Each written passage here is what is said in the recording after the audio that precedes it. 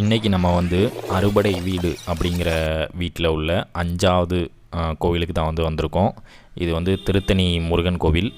இந்த கோவில் வந்து காலையில் 6 மணிலேருந்து நைட்டு 8:45 வரைக்கும் ஓப்பனில் இருக்கும். இந்த கோவில் வந்து நம்ம படியுடியும் வரலாம், அதே நேரத்தில் வந்து கார் பைக்லேயும் வரலாம். இந்த கோவிலில் மொத்தம் 365 படி மொத்தமாக இருக்குது.